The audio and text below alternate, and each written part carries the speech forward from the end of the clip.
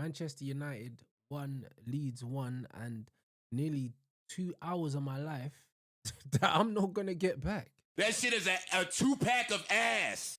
Big man thing, yeah. Shout out the chat because you lot absolutely carried. You carried. That's one of the worst games of football that man's had the, I was gonna say privilege, but it wasn't privilege. It was anything but. You know what I'm saying? Man had to go at half time and get a coffee because I was falling asleep watching that. You know what I'm saying? And it's not the first time this. What the hell is this? See this manager, Ruben Amorim. Like, how does this guy keep surviving? Like I said, bro, Linda the lunch lady did not lose her job for this. The amount of people that were made redundant by under the Ineos regime, and this sprayer continues to steal a living. Dorgu had a decent game today. Bro, I do not want to see Dorgu in the left 10 in front of Diogo Dallo, who's in front of Lenny Euro, who had a decent game as well. Man, don't want to see three defenders lining up in front. We started a game at Ellen Road, Leeds away. Leeds, one of the teams, yeah, that were probably in the hat for relegation at the start of the season, with two attackers on the pitch, Sesko and Cunha.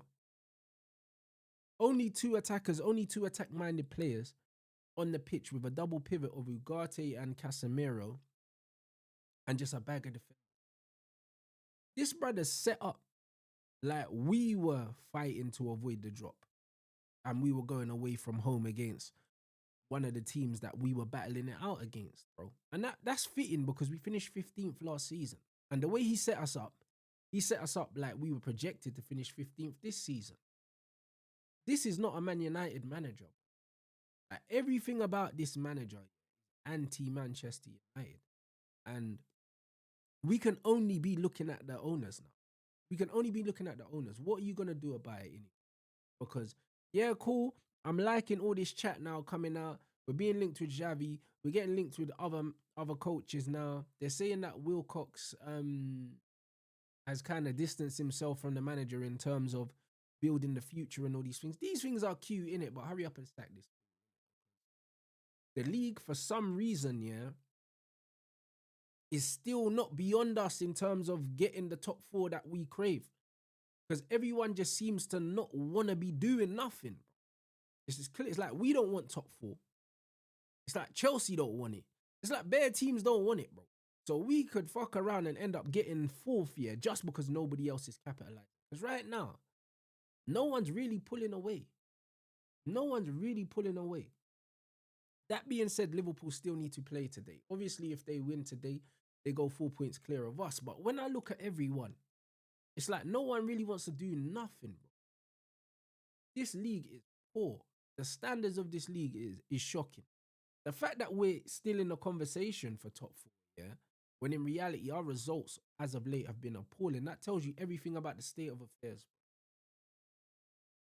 Zirkzee off the bench today came on, yeah, completely turned the game on his head for 60 minutes. Like, we were just in the chat talking about anything other than the game because it was horrible. And we still finished the game, I believe, with 2 shots on target in 90-something minutes. That Zirkzee cameo, I can't lie. I mean, that's going to feed the streets. You know what I'm saying? Because loads of people in the chat shit about my striker, but showed his quality today. And I feel sorry for him, bro. That's exactly the performance that you put in, yeah, when you've been disrespected by this pagan. And this is exactly the performance that you're supposed to put in as a football player when people are doubting you. You know what I'm saying? You show the manager, you're an idiot for not starting me, bro. I dare this manager to start him. I dare him. Because the pressure's surely going to build on him after this cameo from Zirkzee. First touch, movement in between the lines, just helping us sustain attacks, bro. And Cunha automatically looked like a better player when Zirkzee came on. What a shock. See a lot of people getting onto Cunha saying he's wasteful, he's this, that, and he's that. He's nothing that Bruno isn't. You know what I'm saying? I said it before, they're the same kind of player, but Cunha's just got way more quality. And he's way more of an actual goal threat himself. He's the guy that we need to give the license to drift, get into areas, make mistakes, lose the ball, try things. He's the guy. We don't need two of those in the same team. That's why ultimately, I believe this is Bruno's last season and phase him out. But Cunha today, yeah, he did some good things, bro. He did some good things. Aiden Heaven again showed his quality. People like were kind of looking sideways because of the goal we conceded. But I thought Aiden Heaven was class today. There's always going to be lapses of concentration. There's always going to be mistakes. To be fair to Aronson, yeah, that kid's rapid, bro. I saw how quick he was. Like, bro, like there's not many defenders in the league that are catching him when he's in full flight, innit? So it just is what it is, bro. Dorgu, like I said, in that right hand side, he gives us a bit of tenacity and all these things. But bro, I don't want to see him there, headers. What the manager should have really done is he should have been brave and not started Dallo, because this guy he's a pressing trigger, Dallo. He's abysmal, bro. You see, when you look at Manchester United's senior leadership group and you see Dallo and you see Lissandro and you see Bruno, you know what I'm saying? That's diabolical. Diabolical. You see them players there. When man's senior leadership group is them players there, that kind of tells you the kind of football and the kind of characters that AMORIM wants in this team, bro. That's already a red flag for me. Already a red flag. Dallo, every time the ball goes into Dallo, he hoofs it and loses it, or he'll miscontrol it or he'll play it out. The guy is a liability. So when I was watching this game today, no surprises. None whatsoever. Get the ball up to Cunha and pray, innit? So, because Cunha's our only outlet, people can't be frustrated with him, yeah, when he's trying to do things and he don't believe in his team, bro. Sesko's not having an easy time today. Loads of people are saying he's rubbish. I'm not there with Sesko yet because I see glimpses of what he could be. I understand that he's a limited striker. He's limited, but most strikers in world football are limited. You know what I'm saying? They are limited. And that's why I prefer Zirkzee, because he's a footballer, bro. Yeah, cool. He might not be a stone cold killer in front of goal, but he's a footballer. And on a fundamental level, yeah, he's sound. That's why he can look good in this chaos. There's not many number 9s in the world, yeah, that I'm looking at right now that comes into this Man United. Don't create chances.